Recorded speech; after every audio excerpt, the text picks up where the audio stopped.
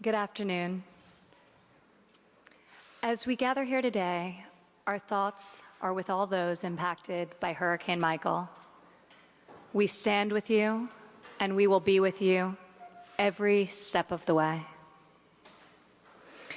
I want to thank the many members of the President's Cabinet for joining us here today for the first meeting of the President's Interagency Task Force to monitor and combat trafficking in persons. Thanks to the President's leadership, this administration has taken historic action to end the scourge of human trafficking, the gravest of human rights abuses. Today, we gather to report on the crucial progress we've made by working across the government and with the courageous survivors who serve on our advisory council. To the survivors who join us here today, thank you. Thank you for giving a voice to the millions of people who have endured the unthinkable. You have turned your suffering into heroic resolve, and with your leadership, we will end modern slavery.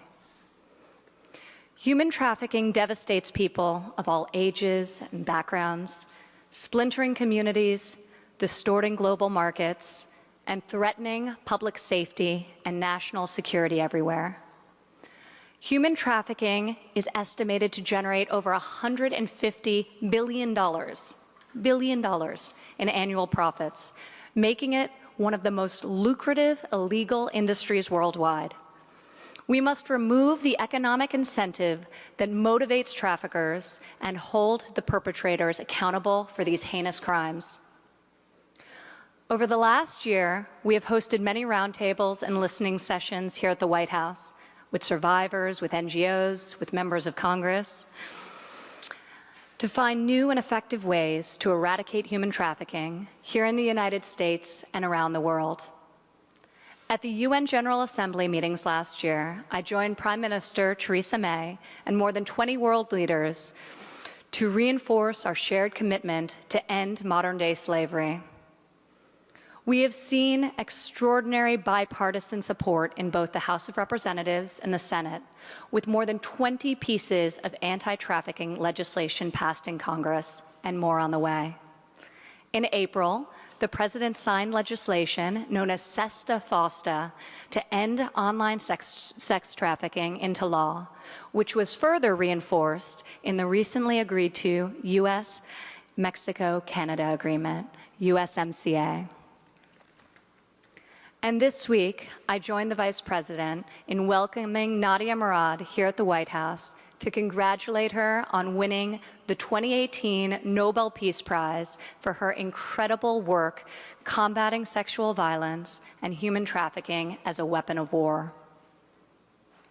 This administration will be relentless in the fight to stop the barbaric perpetrators of these crimes and bring justice to survivors here at home and abroad. Together, we will continue the work to end human trafficking in all of its evil forms and deliver a future of freedom and hope to people around the world. Now I would like to thank the chair of this task force, Secretary of State Mike Pompeo. And for the first time in this meeting's history, it is my honor to introduce to you the President of the United States, Donald J. Trump.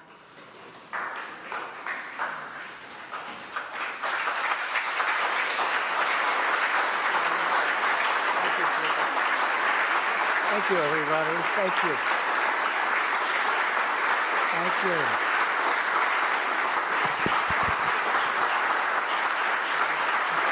Thank you. Please. Thank you very much. Thank you. It's a great honor. Thank you very much. And thank you to Ivanka for the wonderful introduction. She knows me well.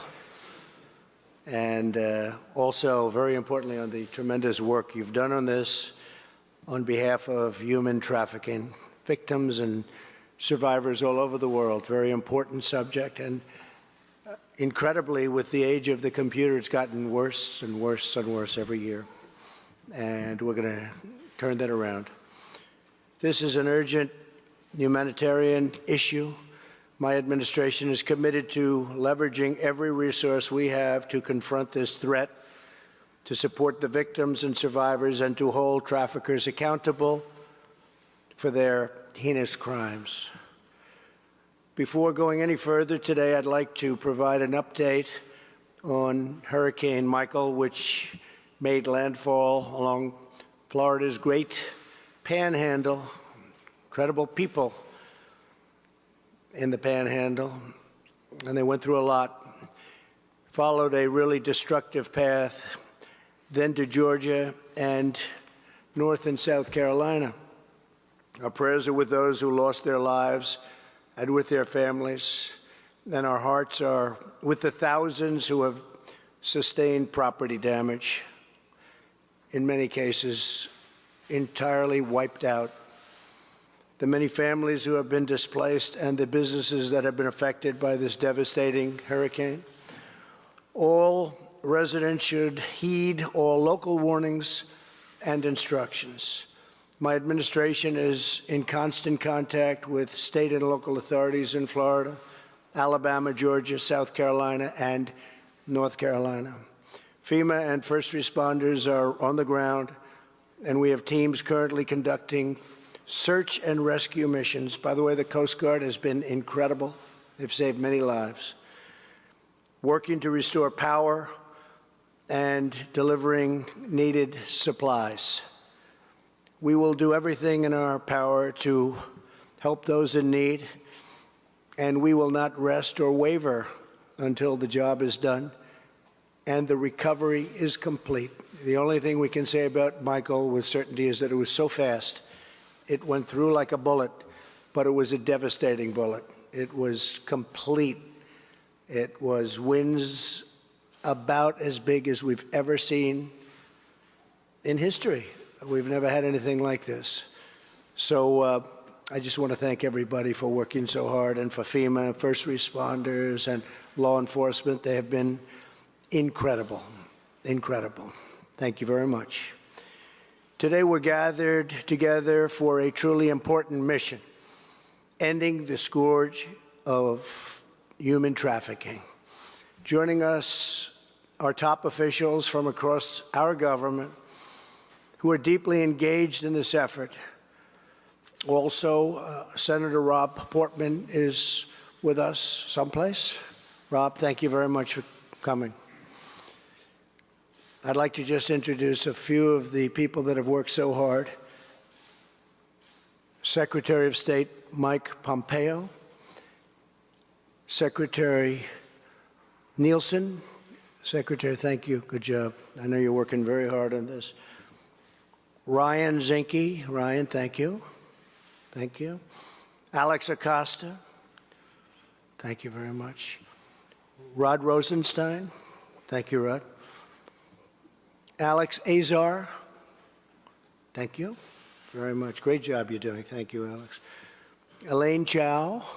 Thank you, Elaine. And Betsy DeVos. Thank you. Thank you very much. Along with Ambassadors Nikki Haley. And what a job you've done. Thank you very much, Nikki. And you know how we feel. Bob Lighthizer. Thanks, Bob. Dan Coates. And Director Chris Ray. Thank you. Thank you. Thank you, Chris, very much. Appreciate it very much. You're making a big difference, and you'll make it even bigger difference because we're making it a lot easier for you now. We're going to give you what you need to get this done as much as you can. It's a tough one. Thank you as well to Representative Ann Wagner, who has been a great leader in the fight against human trafficking. Thank you, Ann, very much. Thank you very much. Most importantly, I want to thank the courageous survivors of human trafficking for joining us today. From the beginning of my administration, I promised we would direct the full might and force of the United States government to combat the sinister crime of trafficking, and that is exactly what we are doing. We're working to aggressively target traffickers and to protect the victims of this inhumane abuse. In my first month in office, I signed an executive order directing federal law enforcement to prioritize dismantling the criminal organizations that engage in human trafficking. I later hosted survivors and experts here at the White House on numerous occasions for a conversation about how we can strengthen and improve our nation's anti-trafficking efforts. Since the time and since that moment, very first moment, we've really made tremendous strides. We're challenging foreign regimes that facilitate this horrible evil of sex trafficking and forced labor, and we're working to take down the criminal organizations that illegally traffic drugs and people across our border, exploiting them for their own gain. And we are pursuing criminal charges against those who perpetrate these monstrous acts and deeds. Last year, my administration prosecuted a record number of traffickers. The Department of Health and Human Services National Human Trafficking Hotline received over 8,500 reports of potential trafficking last year. And our brave heroes at ICE have made over 1,600 human trafficking arrests. They do a great job. I have signed several anti-trafficking bills into law, including a landmark law championed by Representative Wagner. And Representative, where are you, please? Fantastic job, Ann. Thank you very much. Really appreciate it. To help states and victims fight online sex trafficking. Under this law, victims can now bring civil suits against websites involved in sex trafficking. It's so important. So you can bring civil suits against these websites, and states can bring criminal charges. These provisions complement existing laws that the Department of Justice used to seize and shut down Backpage.com, the Internet's leading forum for traffickers, earlier this year. Good job. Really good job. We also included tough forced labor provisions in the new U.S.-Mexico-Canada agreement, USMCA as it's known. Great agreement. And we are taking the lead to combat this crime internationally, having invested millions in the Global Fund to End Modern Slavery. If you can believe that title, it's to end modern slavery. This is just a brief overview of our government-wide effort to smash these criminal networks and to help victims rebuild their lives. Every cabinet member here today and every member of this presidential task force is fully engaged in the fight. It's very important to every one of them. Our country will not rest until we have put these vile organizations out of business and rescued every last victim. And we will not stop until we have stamped out the menace of human trafficking once and for all. Again, I want to thank everybody for the incredible job you're doing, for your good work, so important. Thank you very much. Thank you. Thank you, everybody. Thank you. Thank you.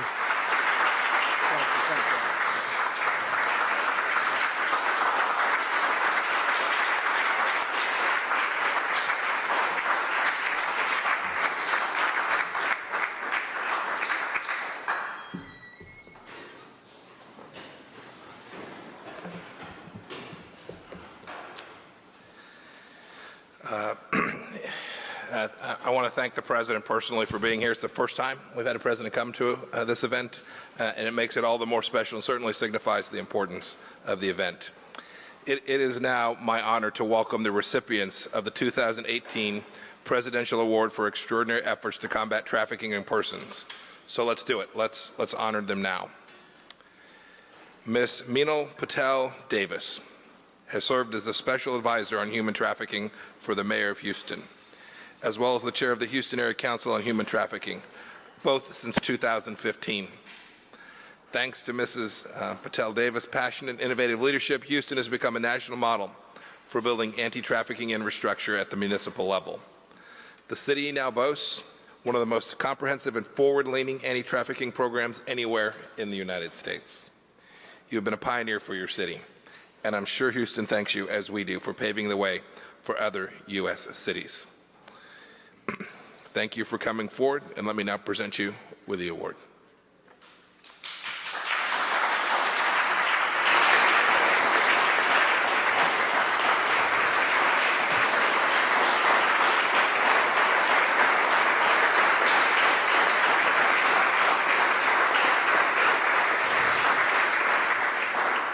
Presidential Award for Extraordinary Efforts to Combat Trafficking in Persons, presented to Meenal Patel Davis for her innovative efforts and unparalleled leadership in crafting and pioneering the City of Houston's comprehensive and collaborative approach to combating human trafficking, which represents a model for municipalities across the nation and around the world.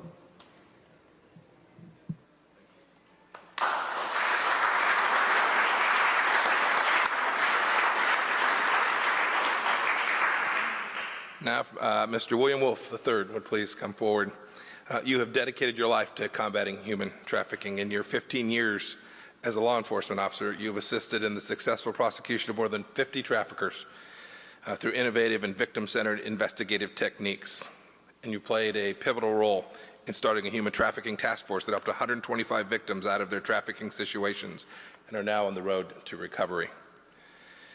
Mr. Wolf has kept up the fight by developing an awareness campaign called Just Ask Trafficking Prevention Project to prevent human trafficking among youth, and founding education, prevention, and innovation center solutions to combat exploitation, where he now serves as the director. Mr. Wolf, thank you so much for your service. We are certainly glad you decided to keep up the fight. Thank you.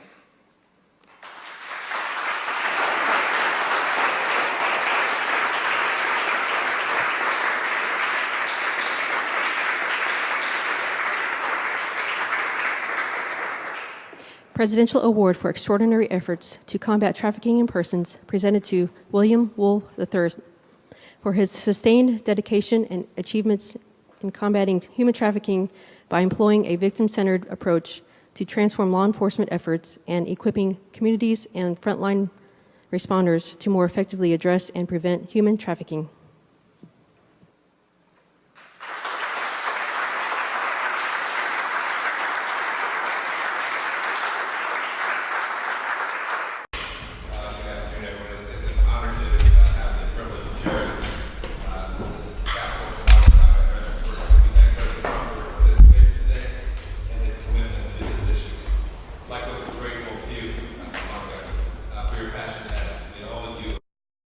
Front and center for the American people. Thank you. We're also glad to be joined. Yeah, absolutely.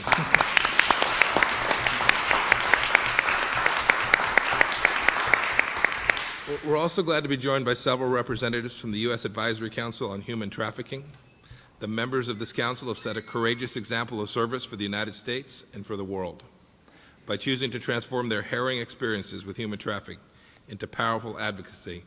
They've done a great thing. I know I speak for all of us when I say we value the Council's recommendations and collaboration as we work to combat this crime. We look forward to hearing from them in just a little while. Together, all of us here in this administration are committed to ending human trafficking for its estimated 25 million victims, a staggering number of people whose basic human dignity is being cruelly robbed each day. We must reinvigorate our shared commitment to holding the perpetrators of this heinous crime accountable, achieving justice for survivors as they seek to rebuild their lives, and stamping out human trafficking wherever it exists. I look forward to the continued interagency collaboration to pursue an end to this brutality, together with our partners in civil society, the private sector, and of course, the survivors themselves. It's now my pleasure to hand it over to Carrie Johnstone, who has steadfastly led our department's office to monitor and combat trafficking in persons for over a year. She'll brief us today on the Senior Policy Operating Group's work. Thank you very much, Secretary Pompeo. It is an honor to join the task force members here today to report on the important work of the Senior Policy Operating Group. As partners, the federal agencies represented at this table are continually striving to improve our response to this crime by strengthening initiatives through new partnerships and stakeholders, and enhancing our understanding of the issue by seeking input from key stakeholders. We know that interagency collaboration is imperative, and the Senior Policy Operating Group has made great strides in advancing the U.S. government's efforts to combat human trafficking. This group has reviewed key data and prevalence reports regarding human trafficking in the United States and is developing recommendations to improve federal efforts to collect, harmonize, and analyze human trafficking data. This effort is critical to ensuring anti-trafficking policies and programming are increasingly targeted and effective. Implemented procedures for agencies to improve collaboration on public awareness and education activities, including joint outreach around significant occasions like National Slavery and Human Trafficking Prevention Month. Created a new resource that outlines federal anti-trafficking efforts focused on American Indian and Alaskan Native communities to enhance the coordination of agency programming and tribal engagement. And finally, we've also worked closely with the U.S. Advisory Council on human trafficking, several of whom are here today, to incorporate the survivor voice in federal anti-trafficking policies, which is so vital to building more comprehensive and effective strategies. I'm sure I speak for all of us in once again saying thank you to our council members. We are grateful for your dedication and commitment to serve on this important council. Your recommendations have pushed us to strengthen our policies and become truly survivor-informed. We stand ready to continue this vital partnership with you and look forward to the council's next report. As we look ahead, we will work to ensure that strong collaboration on this crucial issue remains at the forefront of our efforts. Thank you.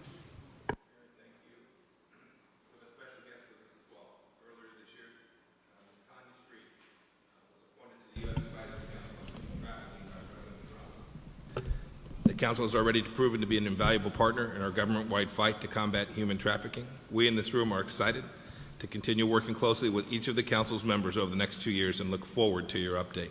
Tanya? Thank you. Good afternoon. My name is Tanya, and I am a survivor leader and member of the United States Advisory Council on Human Trafficking and a survivor of a domestic sex trafficking experience. My experiences have brought me a tremendous amount of insight into the world of what it means to be a victim and a survivor.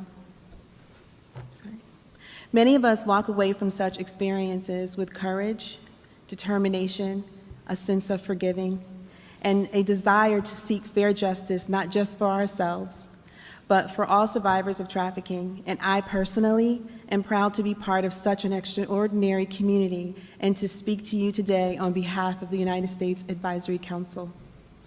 We are sincerely grateful to this administration in appointing 9 council members earlier this year to further our mandate to advise and provide recommendations to the federal government on anti-trafficking programs and policies. It is our great honor to continue this partnership so that together we really can make a historic and meaningful difference. Thank you for hearing our voices and trusting our advice. For this term, the Council has created 2 committees to serve as focal points to guide our work and priorities. One committee focuses on underserved populations and endeavors to inform and encourage federal agencies to address specific populations that are currently under-identified, underserved, and under-recognized. Our second committee focuses on survivor-informed leadership. This committee's focus is on ensuring appropriate and varied survivor representation in federal anti-trafficking initiatives and products. We look forward to working with federal agencies and hope to encourage models of excellence and how to lead in service to our country and around the world to fight human trafficking. We strongly believe that the work we do as survivors matter. Our work on the Council is grounded in hope and integrity and a shared mission that meaningfully calls upon each of its members and the agencies which we collaborate. Thank you all for your time, and again, thank you for this opportunity to speak on behalf of the Council. Thank you. Thank you, Tanya, for your remarks and also for your hard work and dedication. Please pass our appreciation on to the entire Council as well. We'll continue our meeting today by briefing each of the agencies, giving a brief update on their work and their contribution to the task. Let me begin with the work that the State Department has done. In tandem with this year's successful release of the Trafficking in Persons report, the State Department has been exploring increasingly innovative methods of combating trafficking. Later this month, my team will release a new Know Your Rights video that will air at select U.S. embassies and consulate. It's our hope that the new video playing in our missions will make visa applicants much more aware of their rights and human trafficking situations and lead them to both avoid and report suspicious activity. We also have the National Survivor Network to thank for this proposal. As a coalition of over 200 trafficking survivors, they are acutely aware of how traffickers try to exploit the visa process each day. Incorporating the expertise of survivors is just one example of the way in which we're improving the U.S. government's anti-trafficking efforts. Additionally, we have just awarded a contract to create the Human Trafficking Expert Consultant Network, which I'm confident will allow us to meaningfully incorporate survivor input into the Department's anti-trafficking work, while compensating them for their expertise. Building on our forum engagement, last year we launched the program to end modern slavery. It supports programs that seek to achieve a measurable reduction of modern slavery in specific countries or regions. The program began with $25 million for the Global Fund to End Modern Slavery, and we just announced at the UNGA a second $25 million award for the Global Fund and the University of Georgia Research Foundation to continue this important work. And while we strive for success of our foreign partners, we remain equally focused on combating traffic at home, just as today's awardees have been. I'm therefore pleased to announce that our department's domestic worker and person registration program will expand to 2 new cities in 2019. This program was developed to enhance protection and oversight of foreign domestic workers employed by foreign mission and international organization personnel. These 4 initiatives will transform the way we fight modern slavery, and I look forward to hearing about your own agency's programs. With that, let's hear from each of the agencies. I'll begin with Secretary Nielsen.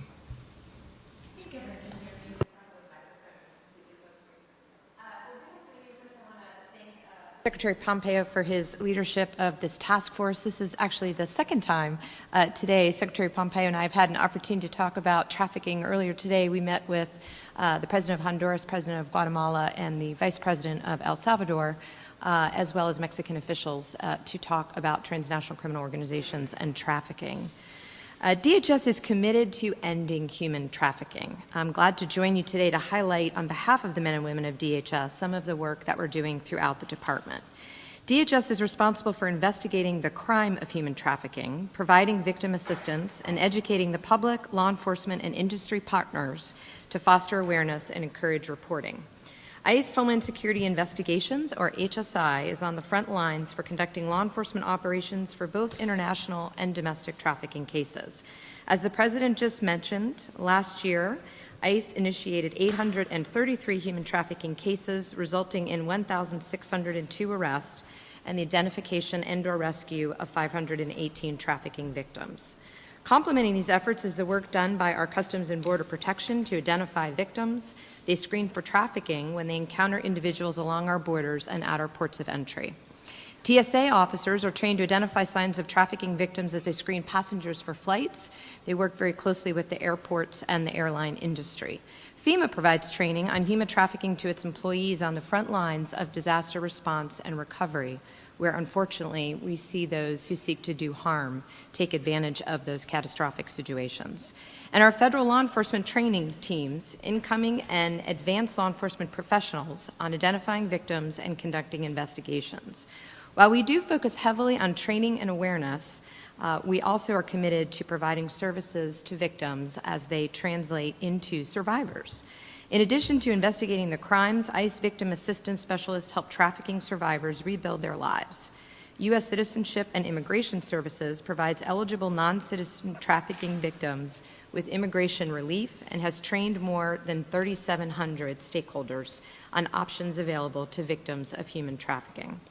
We recognize the importance of helping the American public understand the signs of human trafficking. Our Blue Campaign, which is the national awareness campaign, seeks to educate the public, law enforcement, and other institutions on the severity of human trafficking.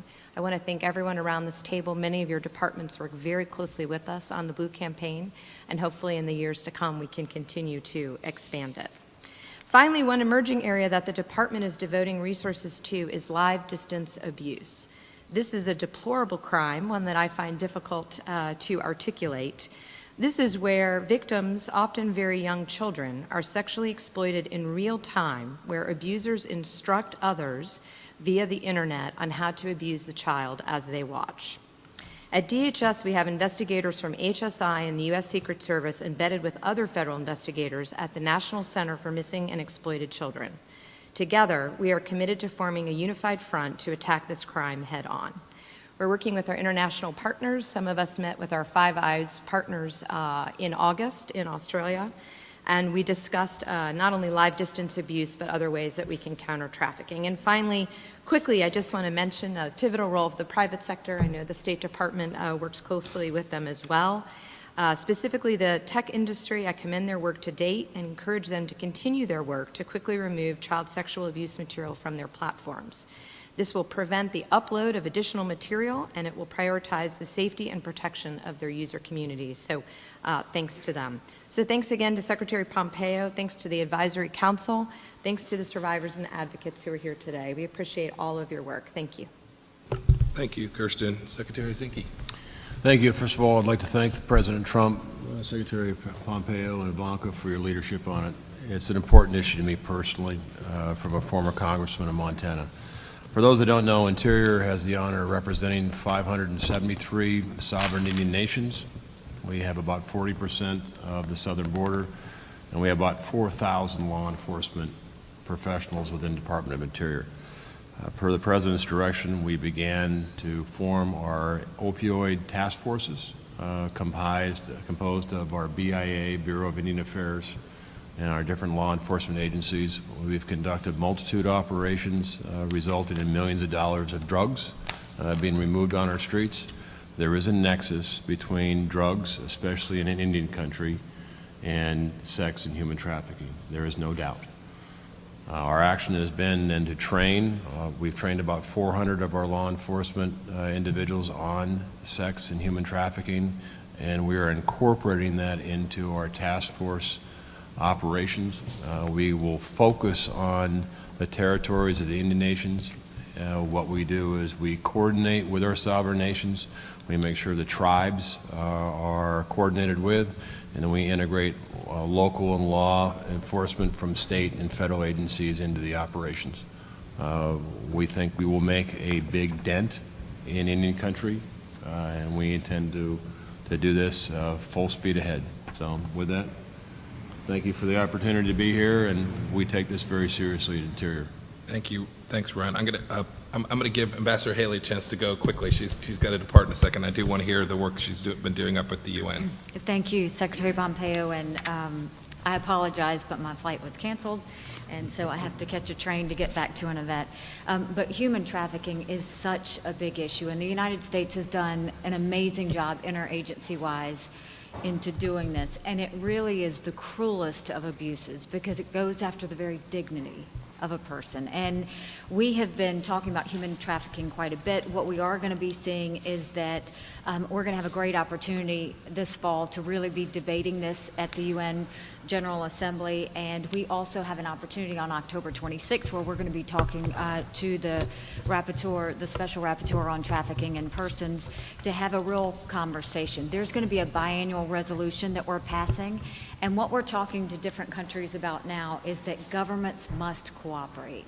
Because what we know is this spans borders, and if one country is doing it right and the other one's not, it's just shifting everybody to that spot. And so the focus is very much how do we work with government so that they don't have to bend over backwards, but do just the basic things that can really bring this together. And that's just talking about stolen travel documents, making sure that we look at the routes, making sure we look at the gang connections.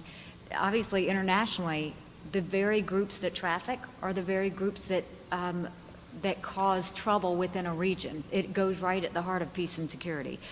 We think that governments also need to understand you can't give a slap on the hand. This isn't even about sanctions. You have to have real penalties that deal with this, because if we start to really put pressure and real penalties, we will see that this will stop, and they have to be held criminally responsible. The key to this at the end of the day is for other countries to understand accountability is the #1 thing we can do. We continue to share what the U.S. is doing, and they continue to ask questions, and we'll continue to bridge that gap as best we can. But it really is something, unfortunately, we're seeing more of, not less, and I think it's a great opportunity for all of our agencies to work internationally to just share our story and share what we do, and we will continue to keep you all posted on the negotiations that we have. Thank you, Secretary Pompeo. Thank you, Nikki.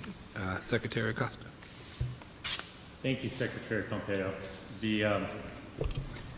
So at the Department of Labor, we're working across the government here in the United States and with other government abroad. We're working with job creators to combat human trafficking. Domestically, we use our Visa Enforcement Authority to inspect work sites, to hold employers accountable. Employers, when they bring individuals into the United States with visas, have obligations. They have obligations to pay wages. They have obligations, in many cases, to provide adequate housing, adequate facilities. For the first time, we've actually ever, under Visa Enforcement Authority, we've gone to court and we've sought injunctions. We now have a policy in place where whenever we encounter a case that may have criminal overtones, we refer that to the Inspector General, who in turn will work with the Department of Justice on potential prosecutions. This partnership with the Department of Justice is critical. The Department of Justice provided us the opportunity to speak with the United States attorneys and highlight the importance of taking agency-derived cases. While the FBI and other law enforcement agencies do the bulwark of enforcement, our agents, our enforcement officials often are at the front lines and they notice abuses. And so, I'm very happy to report that our cases are now being considered and being prosecuted. Internationally, we work hand in hand with the State Department, foreign governments, and the private sector partners to combat child labor, forced labor, and human trafficking through research and through reporting, through policy engagement with foreign governments, and technical assistance. Last month, the Department of Labor released 2 reports. And the reports focused on child labor and on forced labor. They highlighted particular industry sectors that are susceptible to child labor and forced labor, and they also highlighted certain countries that were making efforts but needed to make more efforts and redouble their efforts to address these issues. The reports form the basis for a country-level approach where we are working with countries to provide technical assistance and information as we work to curb these practices. We also work with American companies that are operating in these countries so that they are aware of our concerns. We've developed a Comply Chain smartphone app so that companies that have questions can very simply look up, find the reports, find the issues that are identified by sector and by country. These reports identify 1,700 specific suggested actions that can be taken. Country by country, specific actions that are unique to those countries and specific sectors within those countries. Altogether, 1,700 specific actions that can be taken, and our international officers are working through the State Department with countries to address as many of these as we can. And so this is a great opportunity to really, I think, highlight not just the importance, but the power of interagency work. You will notice that in almost every point that I have made, we're not doing this alone. We're doing it with partners at the table. And that leverages what we do in such a way that it really transforms the approach to this issue. I think that is something that we're seeing more of and that these meetings will foster. And so thank you for the opportunity. Thank you, Alex. Secretary Azar. Secretary Pompeo, thank you very much, and it's an honor to be here today for this meeting of the President's Interagency Task Force. I'd like to reinforce the importance that HHS places on combating the terrible scourge of human trafficking and share a few of the areas where we're improving efforts to identify and combat it. HHS's anti-trafficking mission has 3 key elements: raising awareness to help identify victims, getting victims connected to restorative services, and equipping community organizations to help victims become survivors. On identifying victims, HHS is proud to fund the National Human Trafficking Hotline, which is scaling up the use of text messages and online chat services to provide additional discreet ways for victims and ordinary Americans to get connected to support. HHS is also expanding online training for healthcare and human services practitioners in schools and in tribal communities, two areas where we've heard there is a particular need to train practitioners to identify and respond to victims among their patients and clients. When it comes to meeting victims' needs, HHS is working to become more innovative and responsive in the work that we do. I'd like to thank the U.S. Advisory Council on Human Trafficking for including HHS in its reviews of victim services and grant-making efforts in the Council's 2017 report. We'll continue to identify opportunities to implement these recommendations. Last month, we hosted the first public meeting of the National Advisory Committee on the sex trafficking of children and youth in the United States, which started analyzing the latest research and promising practices. The meeting included one of today's award recipients, Detective Wolf. After meeting again in December, the committee will provide recommendations early next year on how states can further strengthen local anti-trafficking efforts. HHS was also able to deploy our expertise in helping the city of Houston respond to human trafficking risks after Hurricane Harvey last year, so we're pleased to see Meena Patel Davis's work recognized today. Finally, HHS is always looking at how we can assist survivors. We're incorporating survivors' needs into our Aim for Independence initiative, part of our agency reform plan, by holding listening sessions on barriers to self-sufficiency faced by trafficking victims. We'll also provide information and tools for members of the business community who are interested in providing jobs, training, and other support to promote the long-term well-being of victims and survivors and their families. The President has called for the federal government to bring all relevant powers to bear against human trafficking, and these are just a few examples of how we're responding to that call. Together, working across the federal government, as we're doing today, we can continue advancing toward the day when we can put an end to this terrible scourge. Thank you. Alex, thank you very much. Secretary Chow. Mr. Chairman, thank you very much for the opportunity to tell a bit about what the U.S. Department of Transportation is doing to work with all stakeholders to detect, deter, and disrupt this horrific trafficking. As the former Secretary of Labor, I have also attended these task forces when I was in the Labor Department, and I want to echo Secretary Costa's moves and the excellent report that he gave on this issue. In terms of transportation, our Transportation Leaders Against Human Trafficking initiative arms the transportation employees and the traveling public with the knowledge to report tips.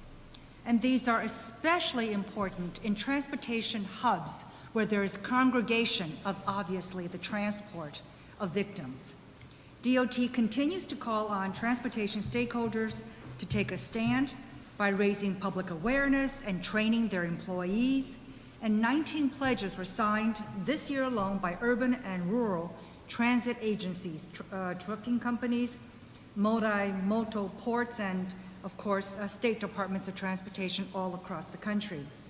And just last week, we appointed 15 members to the new U.S. Department of Transportation Advisory Committee on Human Trafficking. Their report will be forthcoming next year in the spring, and we are also implementing the our new initiative on the No Human Trafficking on Our Roads Act, which was signed by the President to help ensure that individuals who use a commercial motor vehicle to commit human trafficking will permanently lose their commercial driver's license. DOT is also facilitating the launch of anti-trafficking public awareness campaigns. These are now running across airports across our country, Amtrak stations, and we will continue to expand this campaign, again, into all of the major U.S. transportation hubs. The U.S. Department of Transportation also continues to work with the Department of Homeland Security and other stakeholders to offer anti-trafficking training.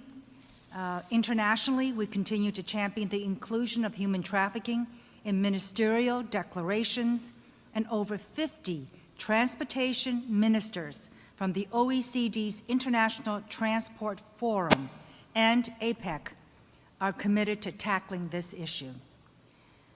The department's leadership in combating human trafficking is also recognized by ICAO, the International Civil Aviation Organization, in its development of human trafficking guidelines. So whether it's domestic or international, the U.S. Department of Transportation is focused on this heinous movement and are working with major all stakeholders worldwide on the key intersection of human trafficking and transportation networks and hubs. And we look forward to continuing to work with the State Department, with Ivanka Trump, on this horrible, horrible crime. And to that end, I just want to compliment Ivanka for your leadership on this issue, because we know how much you care about this and what inspiration you give to us. And then Congresswoman Ann Wagner is here as well, and she has done great work on this, especially since she was ambassador to Belgium and the European Union and saw the nexus again of transportation and human trafficking. So Congresswoman Wagner, we want to thank you for your work as well. Thank you, Mr. Chairman. Thank you, Elaine. Secretary DeVos, please.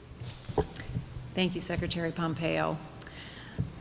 The sad exploitation of America's children is an evil that this administration is confronting, and that is really heartening to me, as in my private life, I have long supported battling these efforts internationally, and so it's very important and meaningful personally.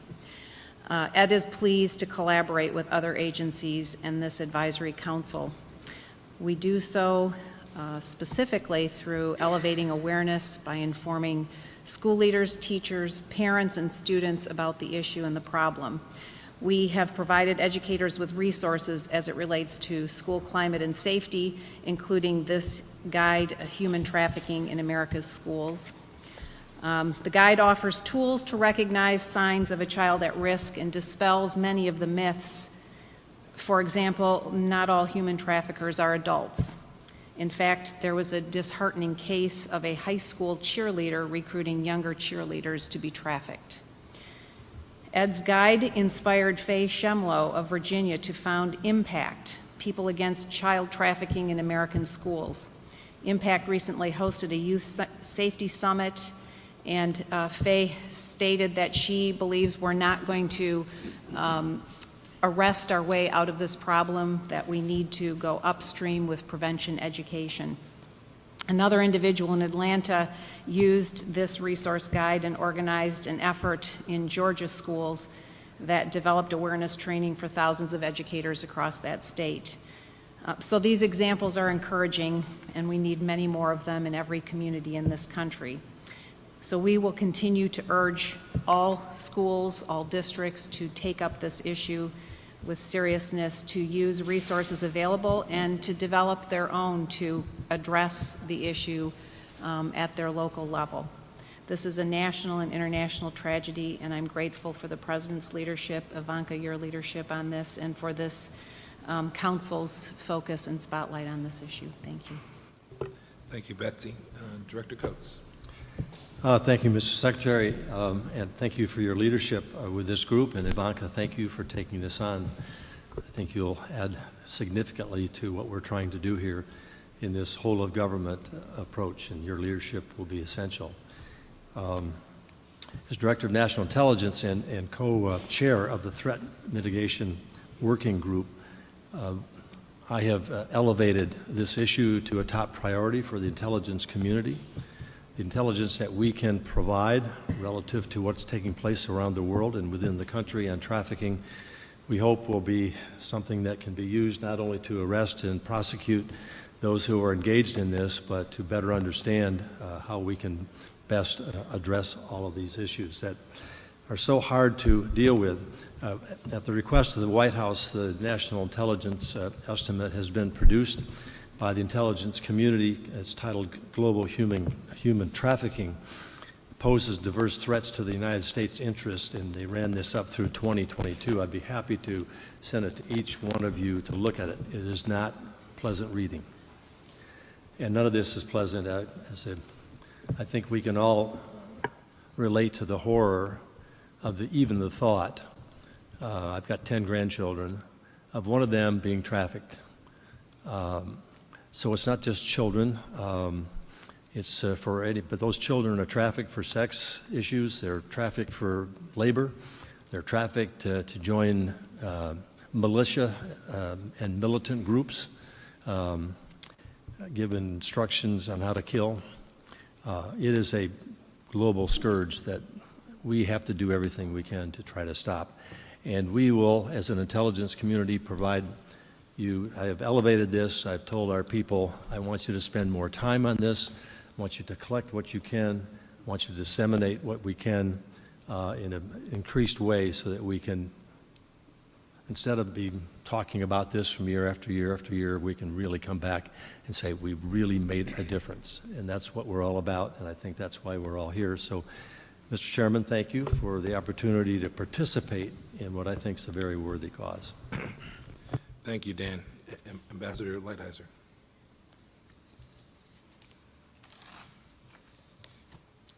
Great. Thank you, Mr. Secretary. It's a pleasure also for us to be here, and I'm struck listening to everyone talk about how this whole of government idea is so important to tackle not only this problem but other problems, and the President really has engaged this in a way I think a lot of administrations haven't. So from our point of view at USTR, we think of how can we use trade policy to really require our trading partners to commit to stop human trafficking, but also forced labor. For us, it's more about forced labor, as the President said, and as Ivanka said. The new United States-Mexico-Canada Agreement on Trade has a specific provision in it that prohibits the importation of goods produced in whole or in part by forced labor. This is an obligation that is as important as any other obligation in the agreement, and it's enforced for the first time under the state-to-state dispute settlement process. So this is a classic example of it. In addition, in this agreement, we have other provisions that require cooperation with respect to the movement of goods made by forced labor between the three countries. We're looking at our other trade agreements and decide how we can also implement this policy. I'll give you some other examples. We have a GSP program, which most of you are probably not aware of, but developing countries can bring products into the United States without paying duties if they meet certain criteria. Among the criteria are issues involving forced goods made with forced labor. We are having a review of all of our programs, and we're looking at all the criteria and focusing on this one, and in some cases we actually have taken steps to remove certain countries from getting the benefit of the GSP program. We have another program called the African Growth and Opportunity Act, another preference program. In that case, there are criteria, they are similar, and we are going through every African country that benefits from this program and enforcing this. We have one recent case where we have initiated an action against Mauritania, which has a history of slavery, of hereditary slavery, and we're going to require changes, or they will lose that benefit. There are other programs. I won't go through them all.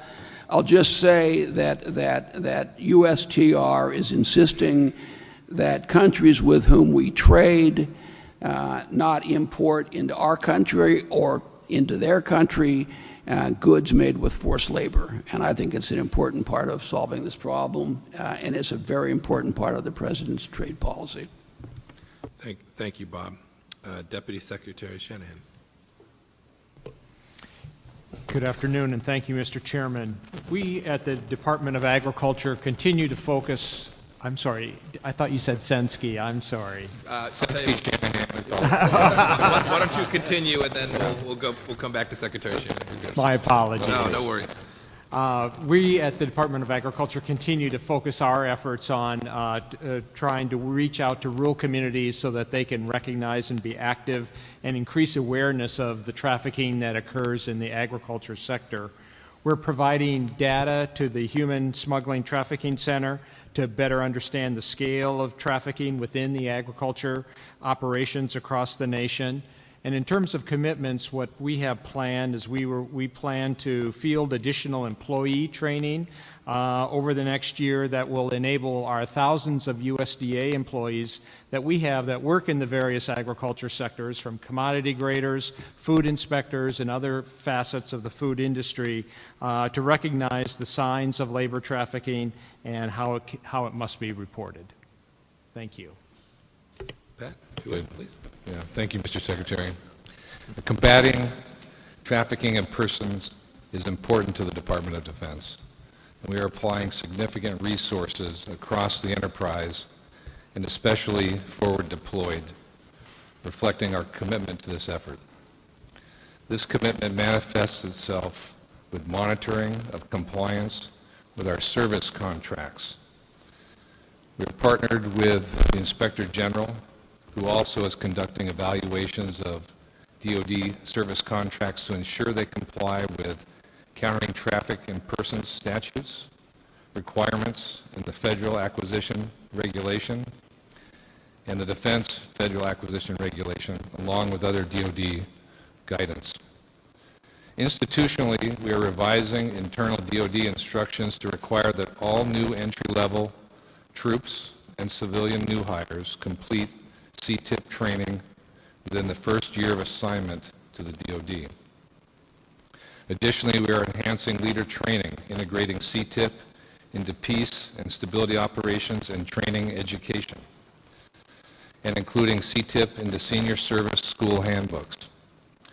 This year, we are implementing training designed for DoD school administrators and other DoD educators to provide resources to assist schools, staff, in identifying and responding to incidents where students may be victim or involved in trafficking. Finally, DoD also includes this important topic in our allied partner training efforts. The Defense Institute of International Legal Studies provides counter-trafficking courses to our international partners. The allied partner training engages with foreign militaries from over 50 countries.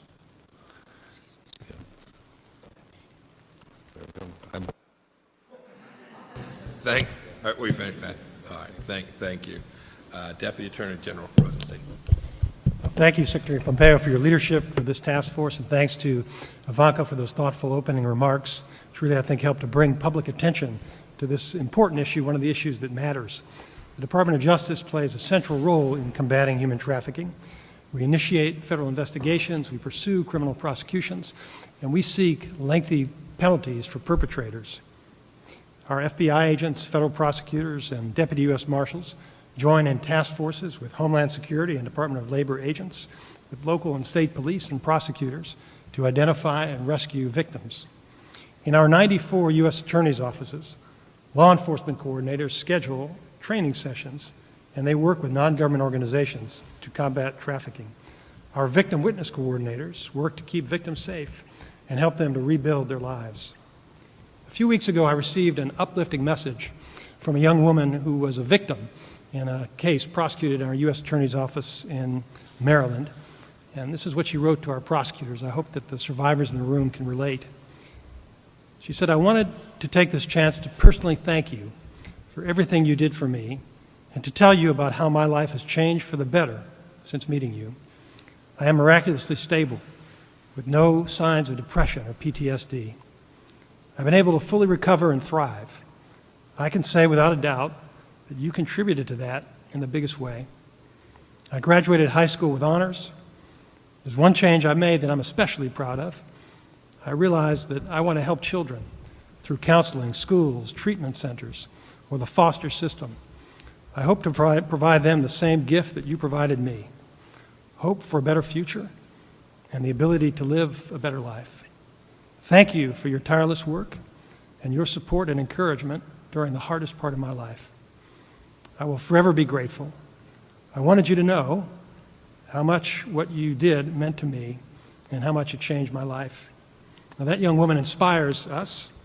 Last year, our department secured a record 499 convictions for human trafficking, a 14% increase over the prior year. In April, we seized and shut down the notorious international website Backpage.com, as President Trump described, a website that facilitated sex trafficking. Several companies and individuals pleaded guilty to federal charges. As sex trafficking moves from street corners to web pages, we need to respond. The Department of Justice also administers a large amount of federal funding to combat trafficking. We devoted $67 million last year for support ranging from housing to legal services. We're continuing to work with Homeland Security Secretary Nielsen and Labor Secretary Acosta on the Anti-Trafficking Coordination Team Initiative. We're also grateful to Secretary Azar and the Department of Health and Human Services for supporting trafficking victims. And we're working with Secretary Carson and the Department of Housing and Urban Development to provide housing for victims. President Trump made clear that this administration is taking a stand against human trafficking, and the Department of Justice will continue to combat trafficking, support survivors, and encourage victims everywhere with the hope for a better future. Thank you. Thank you, Rod. Deputy Director Vogt, please. Thank you, Mr. Secretary. For many years, the OMB has recognized that effective stewardship of taxpayer funds includes strong anti-trafficking policies in federal contracting. Strong anti-trafficking safeguards increase stability and productivity throughout the supply chain, which in turn promotes higher quality and greater value contract support for our mission needs. These policies, which have evolved over years, including prohibiting contractors and their recruiting companies from charging worker recruitment fees using misleading or fraudulent recruitment practices or other actions that enable trafficking. Trafficking is not easy to combat. It can occur far down the supply chain in remote areas where enforcement is difficult. Over the past year, OMB has worked with State Department and the Labor Department to develop guidance and tools to help contractors meet their legal obligations to strengthen victim protections in the most effective manner possible without imposing unnecessary burdens. During this the first quarter of this next fiscal year, we expect to do two important actions. First, we intend to issue guidance developed with NGOs and industry to highlight the best practices for preventing trafficking and taking timely mitigation steps. Second, amendments will be published to our government-wide acquisition regulations to define what fees contractors and their recruiters are prohibited from charging prospective employees. So we prohibited it in 2015. Now we're going to actually define what is being prohibited in a more finite way. We will make this information available through responsiblesourcingtool.org. This website was created through a public-private partnership to give contractors and their subcontractors online access to various self-enforcement tools. OMB looks forward to our continued partnership with the task force and working together with our contractors to fight human trafficking. Thank you. Thank you, Russell. Director Wray, please. Thanks, Secretary Pompeo. It's an honor to be here with this task force. The FBI has a long history of working with our interagency and law enforcement partners to investigate human trafficking, to rescue victims, and to ensure that those who engage in this heinous crime face justice. I think it's fair to say this stuff is downright medieval. I mean, people use the term modern slavery. We are talking about, in this day and age, innocent people literally being sold into a life of exploitation.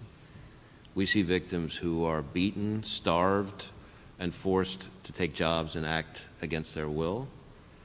On our end, we see this mostly in commercial sex trafficking, which makes up about 90% of the FBI's human trafficking investigations. The other 10% are labor trafficking cases seen in industries like restaurant and food service, traveling sales crews, agriculture, and construction. Currently, all 56 of the FBI's field offices have ongoing human trafficking investigations. In total, the FBI's human trafficking program has, as we speak, about 1,800 ongoing cases related to human trafficking. Each of these cases represents lives at risk of being destroyed, and that's why we take a very victim-centric approach to combating human trafficking. The centerpiece of that is our Victim Services Division, and we have 160 victim specialists throughout our field offices who help connect survivors with emotional support, social services, and medical care. And we also know that survivors of human trafficking are the best antidote to it. We've seen the impact when victims tell their story as witnesses, bringing to life the otherwise unimaginable realities they faced and helping to shine a light on human trafficking as a very real problem in our country. Task forces like this one are a major part of how the FBI continues to work with others to combat human trafficking. Currently, the FBI, on the more operational level, leads 14 human trafficking task forces tasked with combating sex trafficking and labor trafficking, but we also have 80 FBI-led and funded child exploitation task forces throughout the country, which bring together more than 450 different federal, state, and local law enforcement agencies who contribute nearly 800 task force officers. These task forces are focused on identifying, investigating, and pursuing both individuals and groups engaged in crimes against children, including child sex trafficking. And we see that partnerships like this one make a real difference. We see it in the numbers of the people we're putting behind bars, working with the prosecutors of the Justice Department. Just since October 1st of last year, the FBI has arrested 2,400 subjects for crimes related to human trafficking. Thank you, Chris. Thanks. Vice President.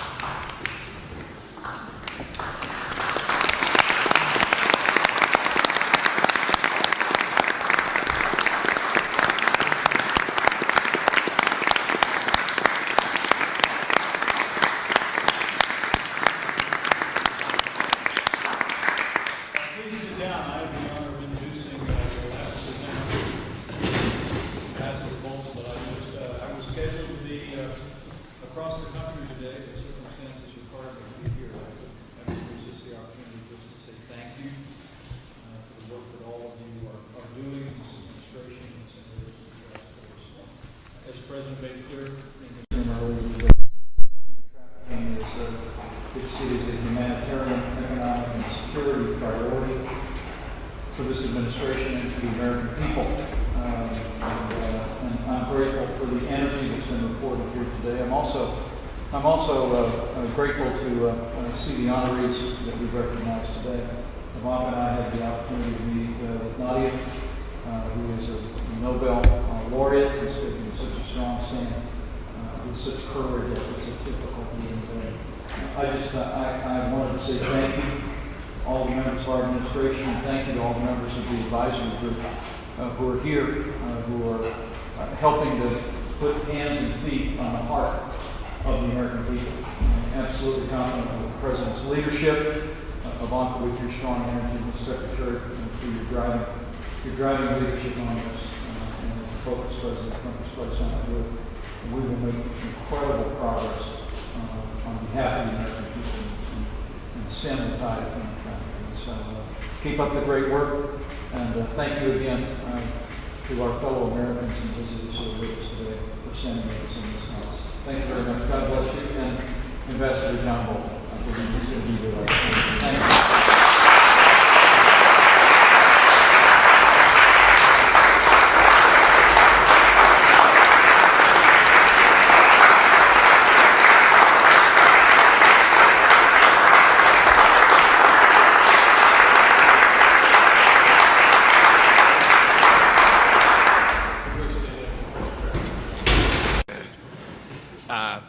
Administrator Green, ready to go? All right. Yeah, I've got to follow that. So very quickly, thank you, Mr. Chairman, for your leadership, but also thanks to the President, the Vice President, and Ivanka Trump. I mean, we should not underestimate the importance of simply elevating this issue in the public consciousness, and no one can do that quite like they can. So thanks. It makes all of us, our work, more effective and simpler. Real quickly, because you have other speakers more important than me, last year USAID reached 15,000 trafficking victims worldwide with legal, health, psychological, life skills training, job placement, and victim support services. But we know that's just scratching the surface. One of the most important things that we will do in the coming year is to update the global trafficking strategy, because quite frankly, it is hopelessly out of date given all that's happened in the world in the last few years. We have nearly 70 million displaced people in the world. We have refugee camps and displaced communities popping up all over, and it is sadly all too easy for people to fall through the cracks. And so we're going to put all of our energy into updating our strategy and turning to the private sector to tap into some of those same tools that we all use to deliver assistance more effectively, more efficiently, in stamping out fraud, waste, and abuse. That same technology has to be applied to keeping track of those who are the most vulnerable in the world right now in these captive communities. And so that will be our highest priority. We have a new senior political appointee as our agency lead, and she'll be reaching out to many of you to help us in updating these policies. And we'll be convening a summit on evidence for ending modern slavery early next year, and look forward to participation across the interagency. So again, thanks so much for your leadership, and thank you for raising the profile of this very important issue. Mark, thank you very much. We next have the acting chair of the U.S. EEOC, Ms. Lipnick. Thank you, Secretary Pompeo. Anti-discrimination laws enforced by the U.S. Equal Employment Opportunity Commission, the EEOC, particularly those prohibiting discrimination on the bases of race, national origin, and sex, including sexual harassment, are an integral part of the fight against human trafficking.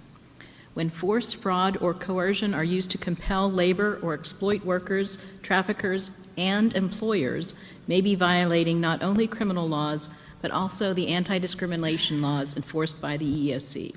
In the past few years, the EEOC has had multi-million-dollar enforcement actions on behalf of farm workers, shipyard workers, poultry workers who have worked in horrendous forced labor conditions in the United States. Going forward, the EEOC will carefully monitor all charges of discrimination linked to human trafficking. Importantly, we are training our charge intake personnel, the agency's first line in our enforcement process, on ways to identify potential victims of trafficking. We are also implementing this year a new training for our frontline investigators to help them develop the interview skills needed to deal with victims of sexual assault and harassment. And a recently implemented update of the EEOC's internal data systems will allow us to better identify and closely monitor cases where staff have found evidence of trafficking. The EEOC will continue to exercise its authority to certify applications for U visas for victims of serious criminal offense such as sexual assault, and for T visas reserved for trafficking victims. We continue to update our internal procedures to make sure all of our employees are fully aware of the agency's authority to certify these visas, which are handled through our General Counsel's office. As part of our strategic enforcement plan for fiscal years 2018 through 2022, the EEOC will leverage our partnerships with advocacy and business groups to educate the public about and to devise solutions to address trafficking. Last year, we reached more than 8,000 people at more than 160 outreach events nationwide. We expect to continue to conduct events focusing on trafficking issues, and the agency's field offices, which we have 93 around the country, will continue to be actively involved in local anti-trafficking groups involving both the Department of Justice, the FBI, the Department of Labor, state and local governments. And we will also work with our 93 state agency partners and the tribal employee rights organizations, known as the TEROs, to work with them on educating them about this effort. Protection of vulnerable workers is a key priority of the EEOC's strategic enforcement plan, and we will continue to be a part of this administration's effort and leadership on this issue. Thank you, Mr. Secretary. Thank you, Victoria. Undersecretary Mandelker, please.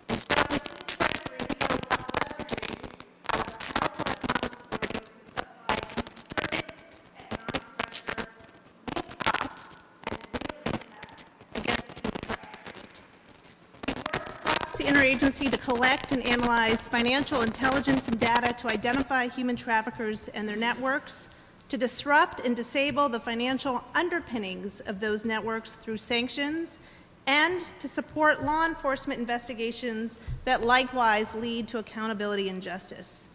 With each action, we send strong, powerful, impactful messages that human trafficking and exploitation runs afoul of our values, and that we will impose dire financial consequences on those traffickers by cutting off their access to the U.S. financial system and blocking their assets.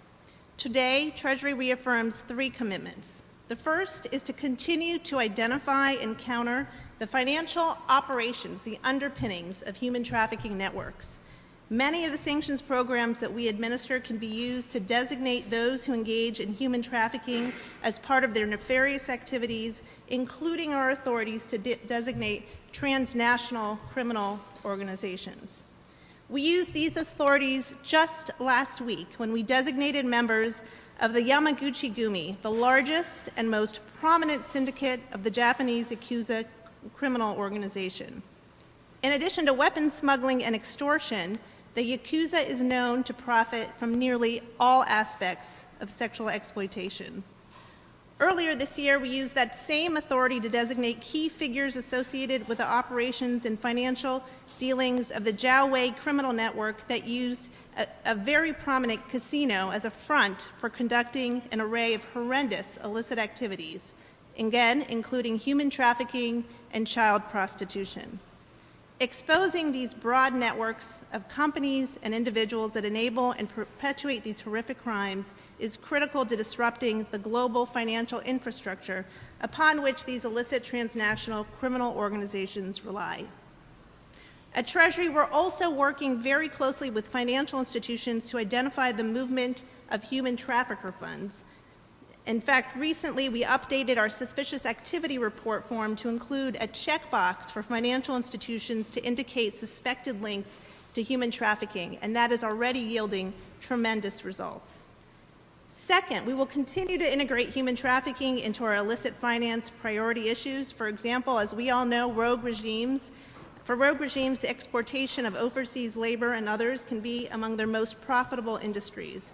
And so we have and will continue to regularly take action in response to those ongoing and serious human rights abusers. Our third commitment is to continue to build domestic and international partnerships in support of efforts to combat the illicit financing of human trafficking, and we have a number of efforts underway around the globe to make sure that other finance ministries, financial intelligence units have the tools and the information to likewise crack down on these human trafficking networks. Domestically, we will continue to bring together financial institutions and law enforcement to facilitate greater information sharing between the public and private sectors concerning human trafficking. And I have likewise directed my staff to find additional meaningful ways to work with the NGO and victim community who are very much on the front lines of this epic problem, fighting for justice every day. The importance of that work cannot be overstated. Thank you. And now let's hear from Ambassador Bolton about how our agencies can work together to maximize our efforts. John, please. Thank you very much, Mike. The President has consistently made clear that trafficking is a humanitarian, economic, and national security challenge. Human trafficking is an affront to our values and our belief in the dignity of every individual. Human trafficking is also a threat to our sovereignty. Trafficking at its core represents a failure of many states to take the threat as seriously as this administration does. Every government in the world has a sovereign obligation to limit this criminality within its borders and control the flow of people across its borders. The decision this year to limit the number of national security waivers due to Mike Pompeo's leadership demonstrates that this administration will hold other states accountable when they fail to exercise their responsibility to stop human trafficking. The sheer number of departments and agencies in our government responsible for different aspects of combating trafficking in persons suggests the magnitude and complexity of the challenge. This administration will continue to do more than admire the problem. We're using all possible tools of national power, including diplomatic, financial, intelligence, and law enforcement resources to confront the threat. I'm eager to support Secretary Pompeo, Ivanka, and the rest of the interagency to ensure trafficking receives the attention it warrants. Moving forward, the administration will focus its efforts on 5 priorities. Number 1, we will disrupt criminal trafficking networks. Drug traffickers operating in Central and South America are increasingly entering into the human trafficking business. Disrupting the flow of illegal drugs from our country into our country also disrupts the networks that traffic women and children. 2, we will improve data collection. Dismantling the full reach of the trafficking industry in the U.S. requires complex and detailed information. 3, we will enhance professional training. Law enforcement, immigration, and customs officials will have the training and resources to identify the victims of trafficking at all our ports of entry and in our communities. 4, we will strengthen global supply chain scrutiny. The administration will use bilateral negotiation and contracting authorities to enhance transparency and remove forced labor or trafficking from supply chains. 5, we will improve victim protection and support. We must and we will make every effort to ensure victims of trafficking are protected under the law and given the resources needed to transition to freedom. The United States' commitment to countering human trafficking is rooted in the compassion of the American people and the determination of this administration to keep the American people safe. Thank you very much. John, thank you for your remarks and your leadership as well. This has been an important time for each of us to learn about the work the other agencies are doing. I hope we each take lessons away from this and learn to work closely together. I want to thank President Trump, Ivanka, the Advisory Council, and the award recipients for being here today. Thank you all.